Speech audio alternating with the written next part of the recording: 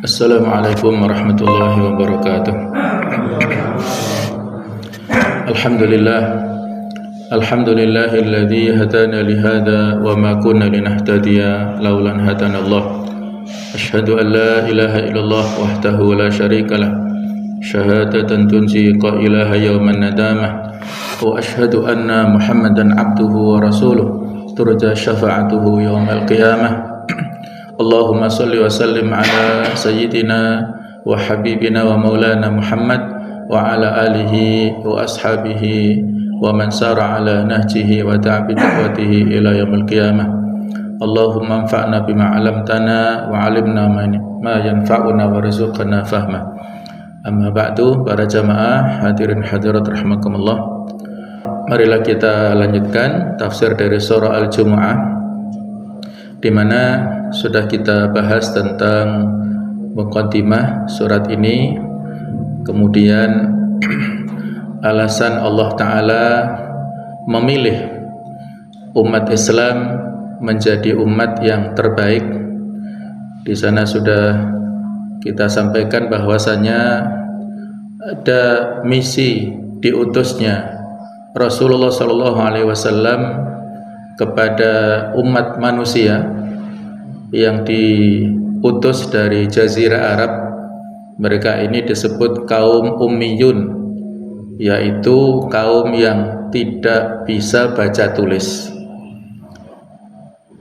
Jadi Rasulullah diutus dari kaum ummiyin, yang mana mereka mengetahui latar belakang sejarah ataupun keluarga besar dari Rasulullah SAW. Mereka faham betul tentang kondisi kepribadian beliau, dan mereka pada saat disampaikan tentang Islam ini, ternyata pada awal-awal banyak yang menentang dakwah beliau, yang diantaranya dari paman beliau sendiri yaitu Abu Lahab, yang menentang keras tentang dakwah beliau. Walaupun demikian, paman beliau Abu Thalib memberikan dukungan ya kepada dakwah beliau, tetapi Abu Thalib tidak sempat menyatakan dua kalimat syahadat sampai akhir hayatnya. Nah, jadi ada tiga misi yang diutus Rasulullah SAW di situ, yaitu yatlu alaihim ayatihi, membacakan kepada mereka ayat-ayat Allah, wa yuzakihim, memberikan pensucian jiwa kepada para sahabat, wa yu'allimuhumul kitab wal hikmah, yaitu mengajarkan kepada mereka Al-Quran dan As-Sunnah. Nah, jamaah sekalian rahimakumullah, selanjutnya kita akan membahas tentang keberadaan Rasul di antara mereka yang memiliki tugas tiga misi tadi. Kita sebagai manusia sangat butuh akan risalah Muhammad SAW. Allah telah memilih bangsa Arab di semenanjung Jazirah Arabia tersebut, yang kondisinya bergurun pasir, untuk mengemban amanah risalah agama ini. Karena Allah mengetahui bahwa pada jiwa-jiwa mereka dan kondisi mereka ada sikap keterbukaan dan penerimaan terhadap langkah-langkah perbaikan dan bekal yang tertanam untuk berkorban dan berinfak. Maka Allah pun mengirimkan seorang Rasul ke tengah-tengah mereka. Jadi walaupun masyarakat Arab saat itu dalam kondisi kejahiliaan yang demikian merata dari sisi akidah ataupun keimanannya, kemudian kejahiliaan dari sisi ibadahnya, jahiliyah dari sisi akhlak muamalahnya, tetapi ada potensi-potensi kebaikan yang berada di antara mereka. Jadi potensi ketulusan, potensi keterbukaan dan menerima langkah-langkah perbaikan itulah yang dimanfaatkan oleh Rasulullah SAW yang diutus kepada mereka itu. Nah, setelah berislamnya sebagian dari bangsa Arab itu tidak menutup kemungkinan disusul oleh bangsa-bangsa lainnya, yang mana Allah Ta'ala berfirman wa akharina minhum lamma yalhaqu bihim wa huwal azizul hakim, yaitu umat-umat yang lainnya yang menyusul keislaman daripada para sahabat saat itu. Nah, jadi para sahabat saat itu bertanya, siapakah mereka itu hai Rasulullah? Umat lainnya bukan dari kalangan Arab yang mereka akhirnya masuk Islam. Maka Rasulullah tidak menjawab mereka hingga mereka bertanya sampai 3 kali. Dan di sekitar mereka ada Salman Al-Farisi. Maka Rasulullah pun meletakkan tangannya di atas tangan Salman Al-Farisi, kemudian bersabda, seandainya iman itu berada di lampu kandil atau bintang 7, maka iman itu pasti dicapai dan diraih oleh orang-orang atau seorang dari mereka ini. Jadi ada Salman Al-Farisi yang kita tahu, beliau berasal dari Persia, dari Irak kalau sekarang ini, yang jauh ya, berjalan atau mengembara dari kampung halamannya. Kalau pada saat Salman Al-Farisi berada di kampung halamannya, menyembah api. Jadi kebiasaan orang-orang sana, mereka ini beragama Majusi, yaitu menyembah dan mengagungkan api. Bahkan ayahnya sendiri sebagai tukang yang menyalakan api ya. Jadi itu memiliki semacam kehormatan ya. Profesi itu sebagai kehormatan di antara kaumnya. Nah, tetapi ada fitrah, ada potensi kebersihan hati pada diri Salman, tidak mempercayai tentang keyakinan nenek moyangnya tersebut dan berusaha untuk mencari-cari, bertanya-tanya tentang agama lainnya. Bertanya-tanya ke sana sini, kemudian akhirnya mengembara. Beliau sampai ke Syam, sampai ke Turki juga untuk mencari kebenaran dan beragama, pindah-pindah dari Majusi ke agama Nasrani, ke agama Yahudi, kemudian sampai ke Madinah dan bertemu dengan Rasulullah SAW dan akhirnya masuk Islam. Itulah perjuangan yang berat dari Salman Al-Farisi ini. Walaupun bukan dari kalangan Arab, kalangan Ummiyin tadi, tetapi keimanannya luar biasa. Yang disampaikan di sini ditakar dengan takaran yang berat dalam pandangan Rasulullah SAW. Mujahid berkata tentang ayat ini, mereka adalah orang-orang yang asing selain bangsa Arab, dan setiap orang yang mempercayai dan beriman kepada Rasulullah selain bangsa Arab. Siapapun yang beriman bukan dari kalangan Arab, maka itu posisinya itu dihormati dan mulia di hadapan Allah Subhanahu wa taala. Walaupun kita yang jauh dari Arab sana, kalau kita memiliki keimanan, muslim yang soleh, muslim yang taat, maka posisi kita di hadapan Allah Ta'ala begitu mulia, begitu terhormat ya. Karena standar kemuliaan itu dari ketakwaan kita. Inna akramakum indallahi atqakum. Itulah yang dimaksud oleh ayat wa akharina minhum lamma yalhaqu bihim itu. Kemudian Allah Ta'ala menegaskan wa huwal azizul hakim. Dialah Allah yang maha kuat untuk memilih dan maha mengetahui dan maha bijaksana dalam menentukan tempat pilihannya. Tidak boleh kita memprotes apa yang telah diputuskan oleh Allah Ta'ala. Pilihan Allah atas orang-orang yang terdahulu dan orang-orang yang datang kemudian adalah karunia dan kemuliaan. Allah maha tahu dengan apa yang Allah pilih. Allah maha bijaksana dalam menentukan tempat pilihannya. Tidak boleh kita mempertanyakan. Jadi tidak boleh ada pertanyaan kenapa Allah tidak memilih Rasul dari orang Indonesia misalnya, dari orang Jawa misalnya. Tidak boleh kita mempertanyakan itu. Itulah etika adab kita kepada Allah ya, di surat Al-Anbiya ayat kedua tiga Allah Ta'ala berfirman, la yus'alu amma yaf'alu. Allah tidak boleh dipertanyakan tentang apa yang dia kerjakan. Wahum yus'alun.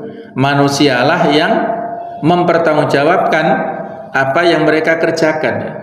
Manusialah yang nanti ditanyakan Allah Ta'ala pada saat di akhirat, di yaumul hisab, apa yang manusia kerjakan ini. Jadi kita sebagai hamba Allah harus memiliki sifat husnudzon, berbaik sangka kepada Allah. Allah memiliki sifat maha adil, maha bijaksana. Tidak mungkin Allah melakukan kezaliman sama sekali. Inni haramtu dzulma ala nafsi. Dalam hadis qudsi dikatakan, sesungguhnya aku mengharamkan kezaliman atas diriku. Wa ja'altuhu bainakum muharrama, dan aku jadikan kezaliman itu haram atas kalian. Jadi Allah sama sekali tidak pernah mendolimi kepada hambanya, kepada manusia semuanya, baik yang muslim ataupun yang kafir. Allah berikan kasih sayangnya. Allah memiliki sifat Ar-Rahman Ar-Rahim, sifat pengasih dan penyayang. Ar-Rahman itu pengasih, kasih sayang Allah Ta'ala kepada seluruh umat manusia, sedangkan Ar-Rahim, kasih sayang Allah Ta'ala kepada umat muslim saja. Semuanya diberikan secara proporsional. Yang muslim diberikan makan, yang kafir juga sama. Yang mukmin diberikan ketenangan ataupun bentuk keamanan, yang kafir juga demikian, tetapi ya tentunya ada perbedaan ya. Keamanan, kenyamanan yang diberikan kepada orang-orang mukmin itu keamanan yang hakiki, kebahagiaan yang hakiki dunia dan akhirat. Sementara orang-orang kafir diberikan ya semacam kesenangan ataupun kebahagiaan dalam hidup secara zahir saja, tidak secara batin.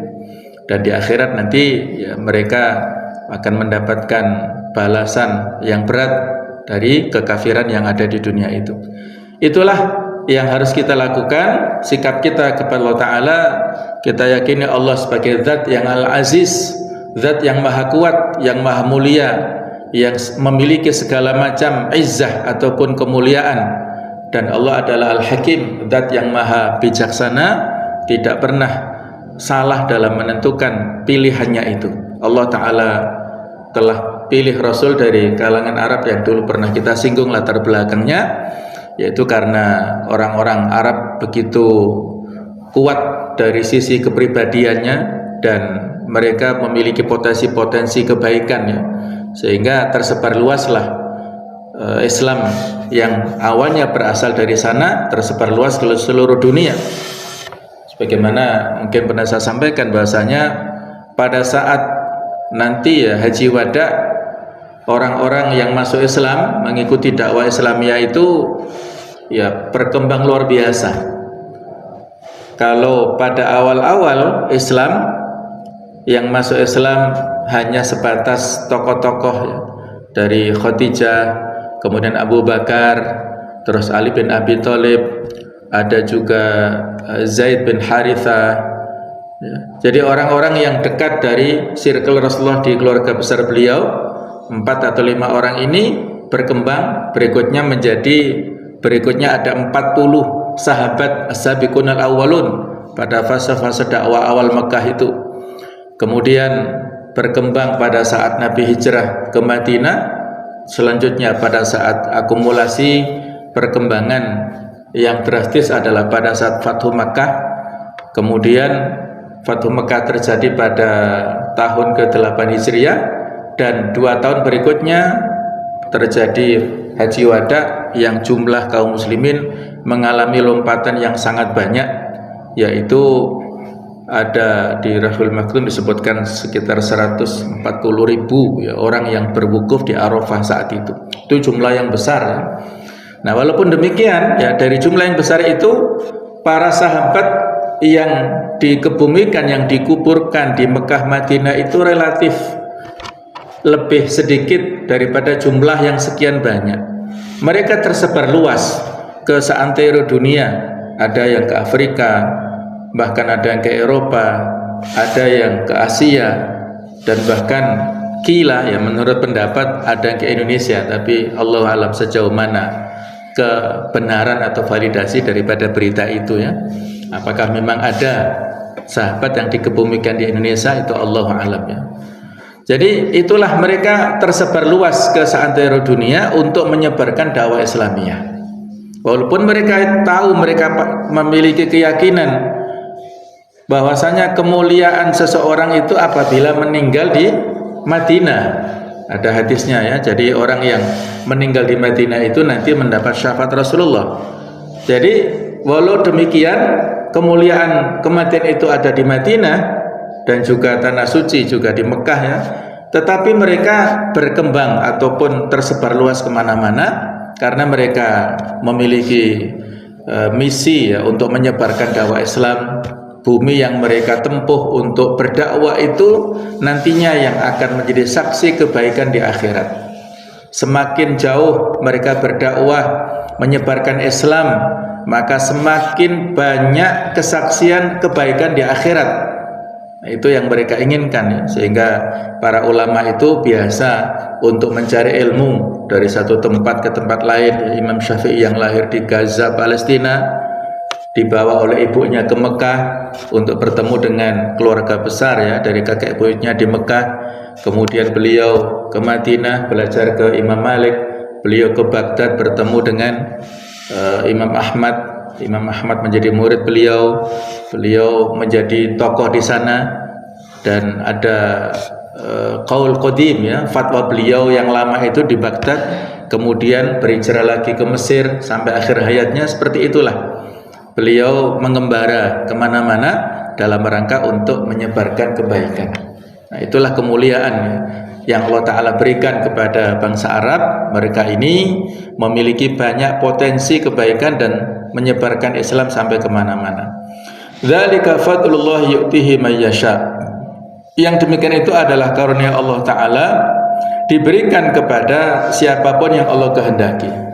Sesungguhnya pilihan Allah terhadap suatu umat, jamaah atau individu untuk mengemban amanah yang besar ini dan untuk menjadi tempat penyimpanan cahayanya dan tempat ditemukan kemurahannya, serta untuk menjadi pusat yang di dalamnya terjalin hubungan antara langit dan bumi, tidak bisa ditandingi oleh karunia apapun. Jadi Allah mengutus Rasulnya itu kenikmatan yang besar, karunia yang besar, sehingga dengan karunia itulah kita bisa membedakan mana yang hak dan mana yang batil. Ia merupakan karunia besar yang menumbuhkan setiap apa yang dikorbankan oleh setiap mukmin, baik dirinya sendiri maupun harta bendanya ataupun kehidupannya. Ia menumbuhkan segala upaya dan keletihan-keletihan dalam menjalani perjalanan panjang ini, serta rasa sakit dalam perjuangan dan kekerasan jihad fisabilillah. Jadi itulah karunia yang Allah Ta'ala berikan kepada umat manusia. Kemudian Allah juga mengingatkan mereka tentang karunia yang agung ini, di mana seluruh nilai-nilai lainnya menjadi kecil di sisinya. Demikian pula seluruh nikmat-nikmat lainnya menjadi kerdil, sebagaimana seluruh rasa sakit dan pengorbanan menjadi tidak terasa beratnya dan dahsyatnya bila berada di sisinya. Allah Ta'ala menurunkan nikmat diutusnya Rasul Muhammad SAW inilah, sehingga kita bersyukur, kita berupaya untuk melakukan yang terbaik ya.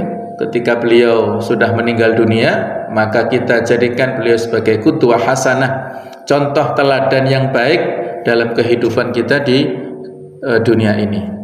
Kemudian jemaah sekalian, di pembahasan selanjutnya Allah Ta'ala mengingatkan tentang kondisi orang-orang ahlul kitab, yang mereka ini mendapatkan nikmat tetapi tidak bisa mengakses nikmat tersebut dengan maksimal ya. Jadi al-mahrumu haqqan, mereka terhalangi dari kebaikan.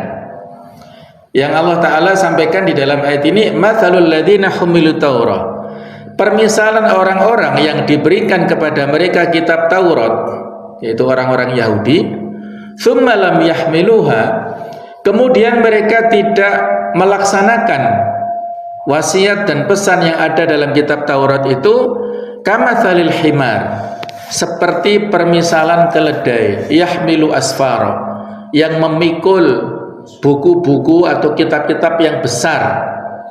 Bi'sa matsalul qaumil ladzina kadzdzabu bi ayatillah, sangat buruklah permisalan orang-orang yang mendustakan ayat-ayat Allah. Wallahu la yahdil qaumadz dzalimin, dan Allah tidak memberikan petunjuk kepada orang-orang yang zalim. Nah, jemaah sekalian, sejarah Bani Israel sebagaimana yang dipaparkan oleh Al-Qur'an yang mulia dan sebagaimana pada kenyataannya, bahwasanya tidak menunjukkan mereka ini benar-benar menghormati dan meletakkan amanah itu pada kedudukannya, dan juga tidak menunjukkan bahwa mereka benar-benar memahami hakikatnya atau benar-benar mengamalkannya. Jadi mereka ini ahlul kitab, orang-orang yang mendapatkan kitab samawi. Itu ada orang-orang Yahudi mendapatkan kitab-kitab Taurat, dan orang-orang Nasrani nantinya mendapatkan kitab Injil dari Nabi Isa itu. Nah, tetapi khusus dalam pembahasan ini orang-orang Yahudi, mereka tidak mengemban amanah yang diberikan Allah Ta'ala lewat kitab Taurat ini, tidak konsisten dengan ajaran kitabnya. Mereka mengetahui kebenaran tetapi tidak melaksanakan, sehingga mereka ini disebut al-maghdub alaihim, orang-orang yang dibenci oleh Allah Ta'ala.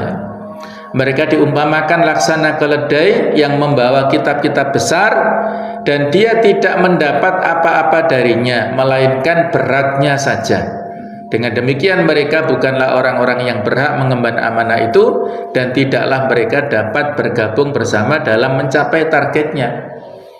Mereka memang tahu tentang kebenaran Rasul akhir zaman, tentang kebenaran Islam yang ada di Madinah saat itu. Ya, orang-orang Yahudi sudah ada di sana sebelum Rasulullah hijrah ke Madinah, tetapi mereka tidak mau menerima kebenaran Islam ini. Mereka melakukan banyak sekali pengkhianatan kepada kaum muslimin. Mereka berkhianat kepada piagam Madinah yang sudah disepakati antara Rasulullah dengan orang-orang kafir ini, orang-orang Yahudi di Madinah tersebut. Dan mereka, orang-orang Yahudi, lebih dekat, dan mereka melakukan konspirasi ataupun kesepakatan-kesepakatan terselubung bersama dengan orang-orang Quraisy, dengan orang-orang kafir yang lainnya untuk memusuhi kaum muslimin yang ada di Madinah. Nah, jadi itulah keberadaan orang-orang kafir, orang-orang Yahudi ini. Mereka punya nikmat yang besar, yaitu kitab samawi berupa kitab Taurat, tetapi lam yahmiluha, tidak memikul, tidak mengemban amanah dengan baik. Dan ini juga menjadi pelajaran bagi kita semuanya. Siapapun di antara kita yang diberikan nikmat ilmu oleh Allah Ta'ala tetapi tidak mengamalkan ilmu itu, maka seperti orang-orang Yahudi ini, mereka tahu kebenaran tetapi tidak mau melaksanakannya. Orang-orang muslim yang memiliki kapasitas keilmuan tetapi mereka tidak melaksanakannya, maka itu seperti yang dilakukan oleh orang-orang Yahudi. Jadi mereka ini karena ada penyakit syahwatnya, mereka mendahulukan hawa nafsunya daripada fitrahnya.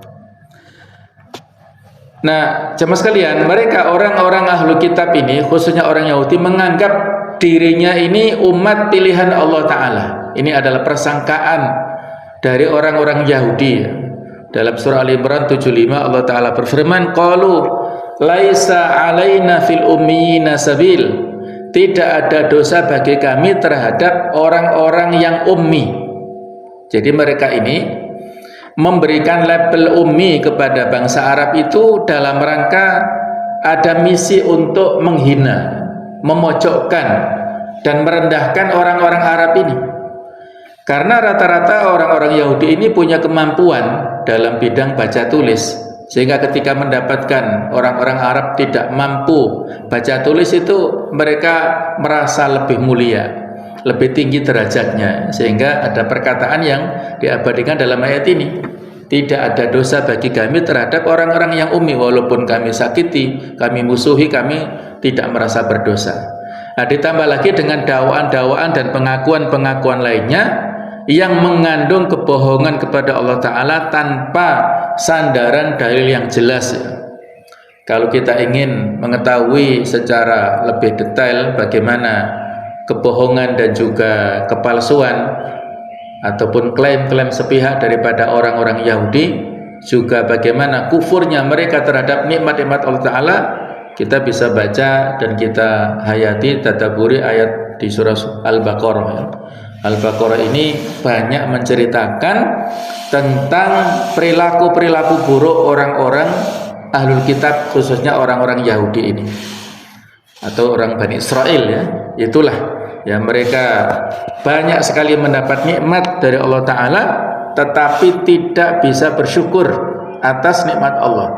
Mereka diselamatkan dari Fir'aun, mereka mendapatkan nikmat berupa banyak sekali makanan minuman, yang mulia adalah manna dan salwa. Mereka juga mendapatkan kenikmatan-kenikmatan menjadi umat yang terbaik saat itu.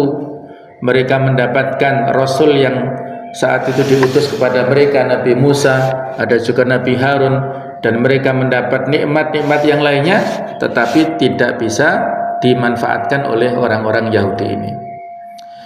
Kemudian jemaah sekalian, di dalam surah Al-Jumu'ah ayat 6 sampai 7, di sini ada syariat tentang mubahalah, yaitu yang Allah Ta'ala katakan, Qul ya ayyuhalladzina hadu, katakanlah wahai orang-orang Yahudi, in za'amtum annakum awliya'ulillah, kalau kalian mengklaim, kalian mengaku sebagai kekasih-kekasih Allah, min dunin nas, dari selain manusia, fatamannawul maut, maka haraplah, coba kalian mengharapkan kematian, in kuntum shadiqin, kalau kalian adalah orang-orang yang benar.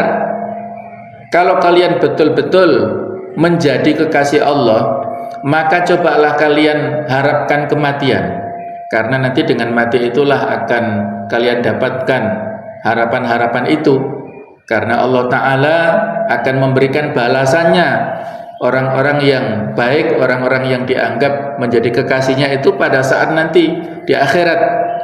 Nah, coba kalian berharap kematian. Nah, ternyata itulah ya tanggapan orang-orang Yahudi, sebagaimana yang Allah Ta'ala katakan, wala tamannawna abadan bima qaddamat aydihim, dan mereka tidak akan pernah sama sekali mengharapkan kematian disebabkan oleh apa yang mereka lakukan di dunia. Wallahu a'lamu bidzalimin, dan Allah Maha tahu dengan apa yang mereka yang mereka lakukan itu ya, kepada dengan apa yang dilakukan orang-orang yang zalim itu.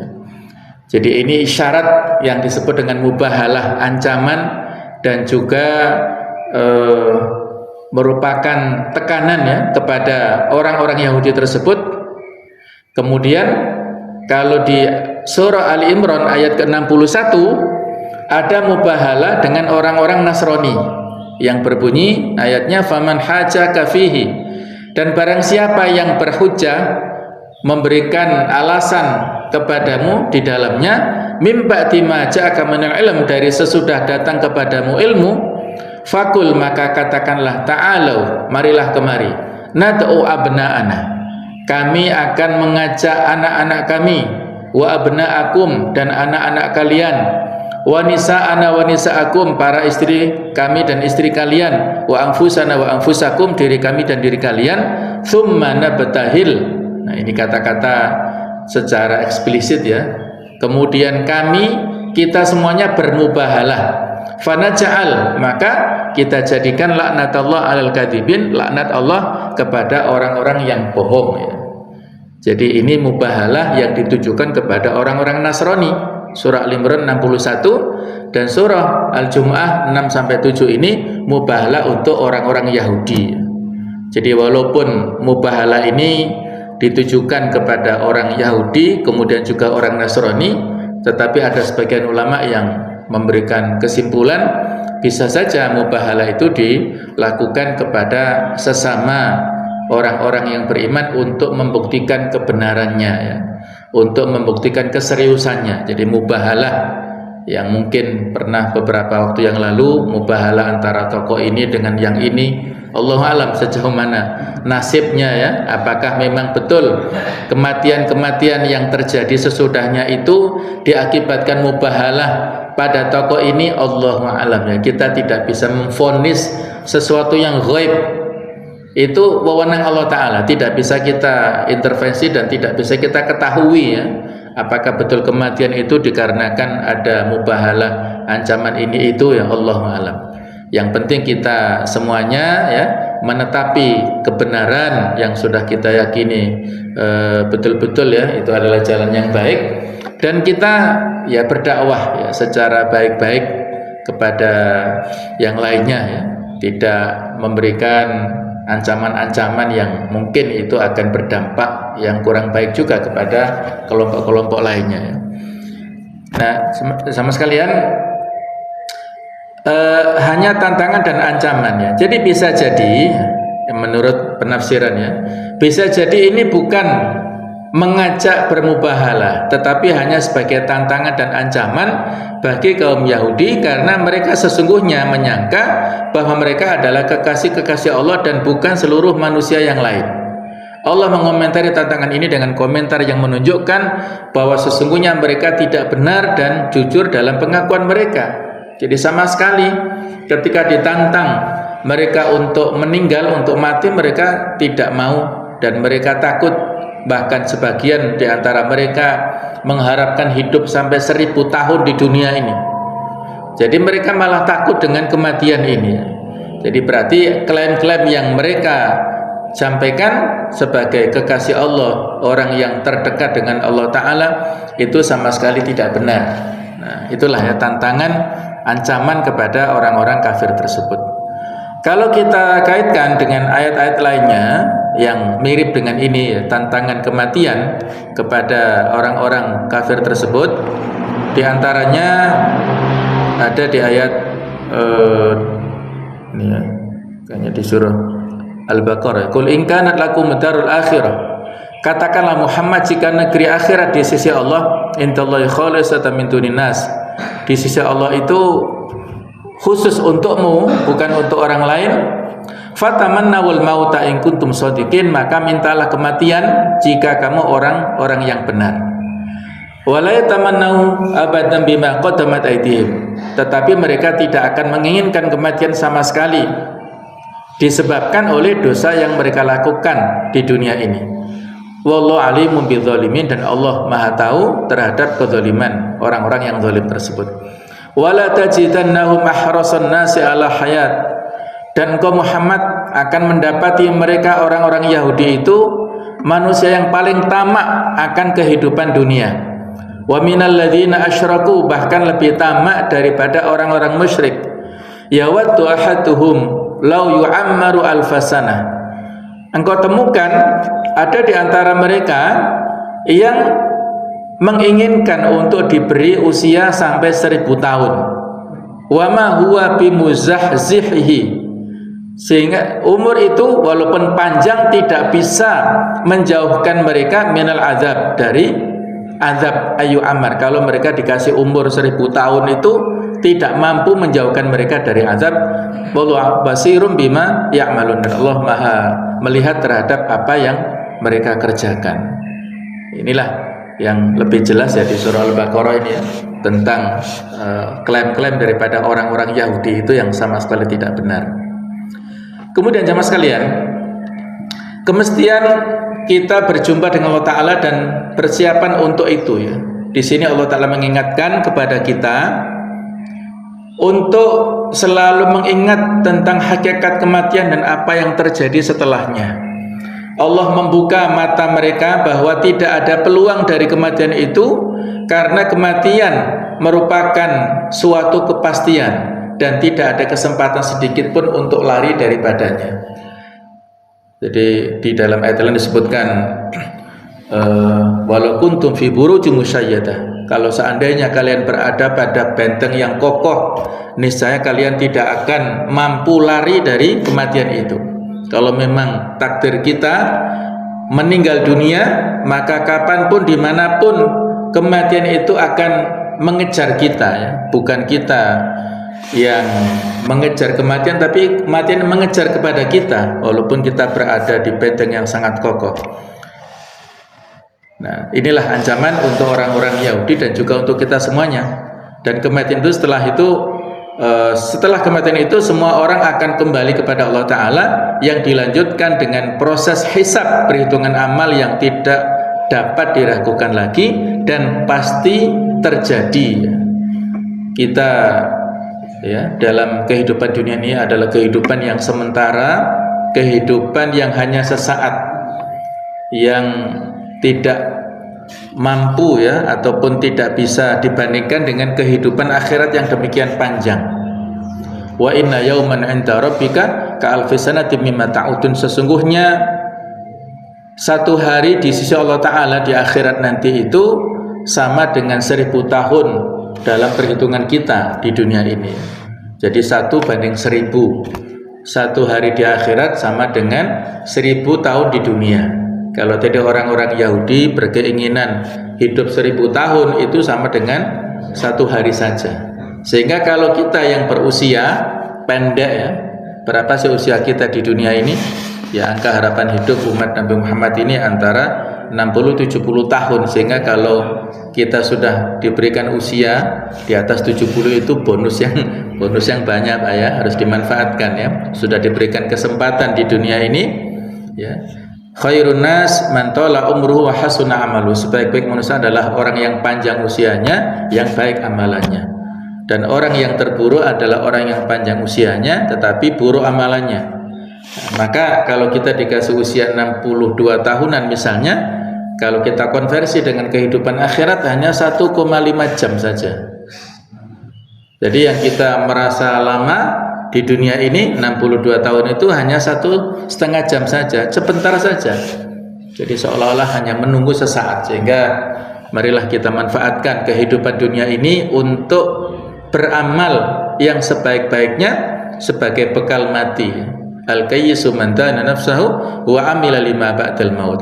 Orang yang cerdas itu adalah orang yang mengendalikan dirinya dan beramal untuk sesudah kematian, mampu mengkontrol dirinya. Man dana nafsahu, mampu untuk menguasai dirinya sehingga tidak dikuasai oleh syahwatnya, tapi nafsunya yang dia kendalikan, supaya nafsu itu diarahkan kepada kebaikan. Kita misalnya, mohon maaf ya, kita tidur larut malam dan kita sudah terbiasa untuk bangun untuk sholat tahajud. Mungkin ada nafsu ataupun syahwat supaya mata ini tetap terpejam, tetapi kita berjuang untuk mengendalikan itu, sehingga bagaimanapun kondisinya kita harus bangun untuk sholat malam sesuai dengan kebiasaan kita. Nah, itulah orang yang mampu mengendalikan dana nafsahu, mampu mengendalikan syahwat tidurnya, syahwat ngantuknya, syahwat istirahatnya untuk dialihkan kepada ibadah, nah, atau untuk sholat tahajud itu. Itulah orang yang mampu mengendalikan dirinya dan beramal untuk sesudah kematiannya. Ada pelajaran yang dari orang tokoh, ada seorang tokoh ya, dia ilmuwan dari Jerman yang mampu untuk menguasai ini ya, ilmu-ilmu terutama Islamologi. Dari sisi ilmu-ilmu keislaman luar biasa. Dia perempuan ya, seorang dosen guru besar di 3 kampus terkenal, baik itu di Jerman, di Turki dan juga di Amerika. Dia mampu menguasai sekitar 20 bahasa asing dan 11 bahasa daerah. Pokoknya luar biasa. Dia bisa hafal Quran, hafal sekian banyak kitab hadis. Pokoknya luar biasa keilmuannya itu. Tetapi ya sampai akhir hayatnya tidak diketahui orang ini Muslim. Tidak pernah disebutkan, tidak ada catatan dalam sejarah hidupnya itu dia meninggal ataupun pada saat sebelum meninggal masuk Islam, tidak ada. Tetapi ada ya, semacam wasiat ya, sebelum dia meninggal itu nanti tolong dituliskan di makam, di nisan saya itu ada tulisan yang menarik dari wasiat Ali bin Abi Thalib. Yang ini bisa kita jadikan sebagai pelajaran ya. Kata Ali bin Abi Thalib yang diabadikan di nisan orang ini, annasu niyamun wa idza matu intabahu. Orang itu tertidur dan apabila mereka meninggal mereka baru tersadar. Itu kalimat wasiat menarik yang disuruh oleh tokoh ini untuk dituliskan di batu nisannya. Jadi manusia itu niam. Pada saat kita dalam kondisi masih hidup ini diibaratkan Ali bin Abi Thalib seperti orang yang tidur. Ya seperti orang yang tidur kan mimpi ya. Jadi kita ada yang mimpi jadi petani, ada yang mimpi jadi pejabat, ada yang mimpi jadi wali kota, jadi penguasa atau jadi bupati, ada yang mimpi jadi peternak, ada yang mimpi jadi ini jadi itu. Kita semuanya ini berperan dalam profesi kita masing-masing seperti dalam mimpinya. Wa idza matu intabahu. Ketika mereka ini mati itu baru terbangun, baru tersadar. Nah, seperti orang yang baru bangun tidur. Oh iya, ternyata saya barusan tidur dan mimpi ya. Kenikmatan yang saya dapatkan itu ternyata hanya mimpi. Penderitaan yang sampai saya dapatkan itu ternyata hanya sesaat. Nah, setelah itu baru mereka menyadari ya, yang sesungguhnya ketika berada di alam barzakh itulah kehidupan yang hakiki. Dia mendapatkan imbalan, balasan dari apa yang dilakukan dalam mimpinya dalam tanda kutip tadi saat dia masih hidup. Itulah yang dia pertanggungjawabkan pada saat di alam barzakh, pada saat di kuburan itu ya. Seorang yang betul-betul siap ya. Ibaratnya ada yang mengibaratkan ya dari sebagian ulama dan juga dalam hadis ada isyarat bahwasanya orang yang meninggal dunia dengan tanpa persiapan itu permisalannya seperti orang yang masuk ke laut tapi tidak bisa berenang. Gitu ya. Ada isyarat seperti itu ya dalam kitab Nasaihul Ibad itu ya. Jadi orang yang meninggal dunia tanpa ada persiapan seperti orang yang masuk ke laut tanpa ada persiapan keahlian ya. Gak bisa berenang. Kira-kira gimana? Nyemplung ya, ikut ombak, ikut arus. Oh, bisa berenang saja belum tentu selamat ya. Karena ombaknya demikian besar ya, apalagi yang tidak bisa berenang. Nah, jadi itu Masya Allah luar biasa ya, permisalan yang betul-betul bisa tergambarkan ya, bagaimana kondisi ketika kita di alam barzakh itu ya, ketika meninggal dunia itu. Sehingga ini sesuatu yang pasti, tapi banyak di antara kita yang karena lupa ya, sehingga ya tidak bisa mempersiapkan. Di surat Qaf ayat 19 Allah berfirman, wa ja'at sakaratul mauti bil haqqi dzalika ma kunta minhu tahid. Dan datanglah sakaratul maut dengan kebenaran yang itu engkau tidak yakini ya, yang engkau dustai, yang tidak engkau imani. Ada kisah yang terjadi pada zaman sahabat. Walaupun saya belum tahu ya, belum bisa melacak validasi daripada kisah ini, tapi paling tidak hikmahnya lah bisa kita ambil. Ada seorang sahabat yang bernama Sya'ban yang biasa sholat di Masjid Nabawi di tempat khusus ya. Jadi ada beberapa sahabat itu biasa mereka mengkapling lah tempat sholatnya itu untuk ibadah itikaf di situ di Masjid Nabawi. Nah, ada sahabat yang bernama Sya'ban ini pada suatu pagi subuh itu Nabi tidak melihat sosok ini karena biasanya duduk di pojok tertentu gitu ya di Masjid Nabawi, ternyata nggak kelihatan. Nah terus Nabi bertanya, kemana sahabat kalian ini, Sya'ban ini? Nah, kami semua tidak ada yang tahu Rasulullah. Maka beliau supaya ingin mengecek sejauh mana keberadaan dan keadaan sahabatnya ini, beliau tanya, siapa di antara kalian yang tahu rumahnya? Ada yang sebagian tahu, kami Rasulullah, kami tahu. Mari kita berkunjung ke sana ya. Inilah betapa perhatian Nabi kepada sahabatnya, kepada jamaahnya ya. Karena tidak ada alat komunikasi ya untuk mengecek ya, yang simpel seperti sekarang ya. Pada zaman dahulu ya didatangi Nabi bersama para sahabat pada saat waktu duha itu, pada saat habis subuh ya, itu langsung ya berangkat ke sana dan ternyata rumahnya jauh.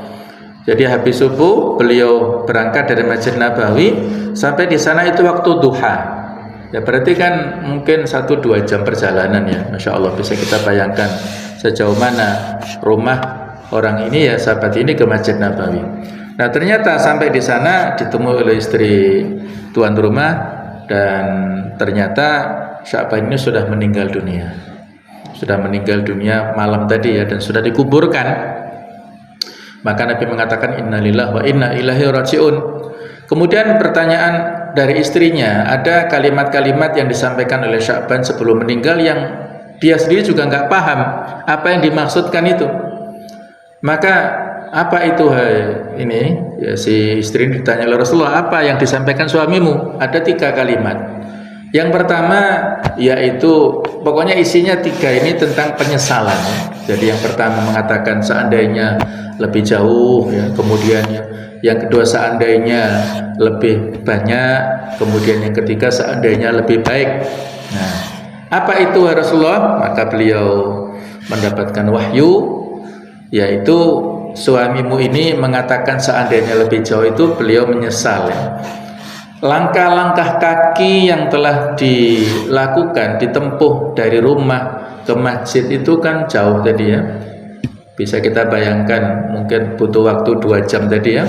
Itu kan jauh, beberapa kilo. Tetapi ketika dia berhadapan dengan pahala, artinya dia ditunjukkan ini pahalamu karena kamu telah melangkahkan kaki dari rumah ke masjid itu, dia menyesal. Ya Allah, seandainya lebih jauh maka saya akan mendapatkan pahala yang lebih banyak dari yang saya dapatkan. Itu penyesalannya ya. Seandainya lebih jauh, padahal pahalanya sudah banyak, tapi dia berharap seandainya lebih jauh.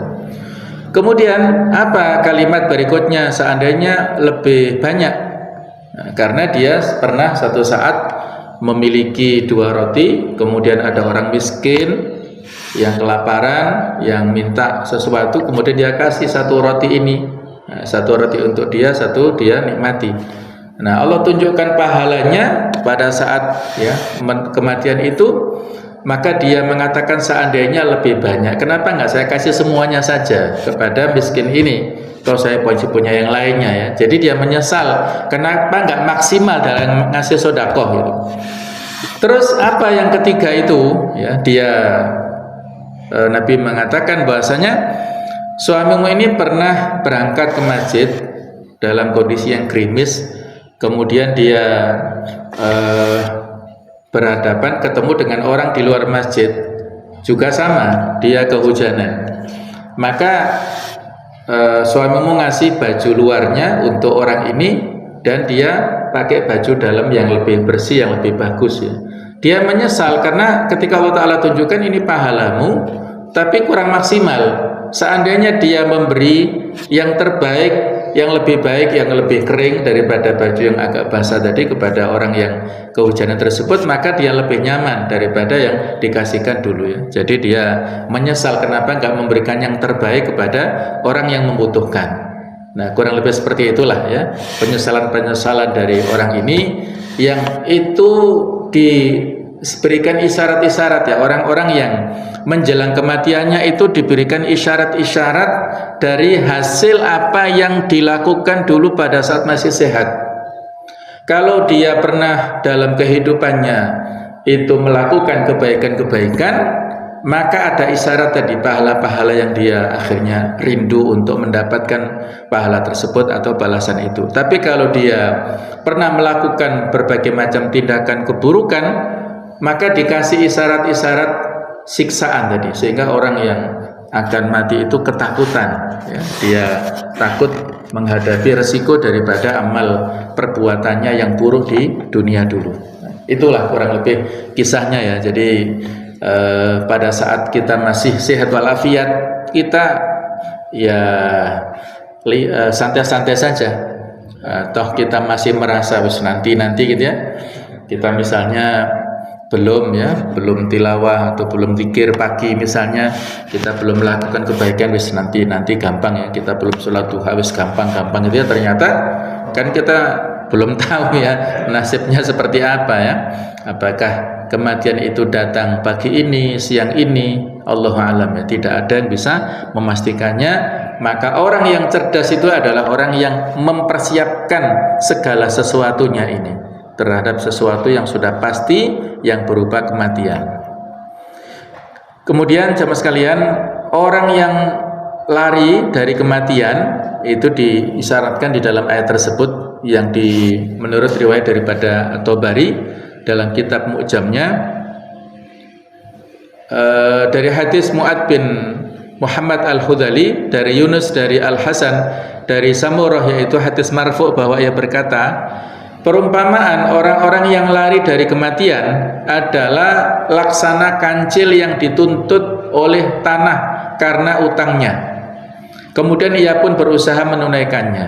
Namun ketika ia lelah dan lamban dalam berjalan, maka ia pun masuk ke dalam lubangnya. Tanah pun berkata kepadanya, wahai kancil, mana pembayaran utangmu? Maka ia terkena penyakit kudis dan ia terus-menerus dijangkiti oleh penyakit itu hingga lehernya terputus, maka matilah ia.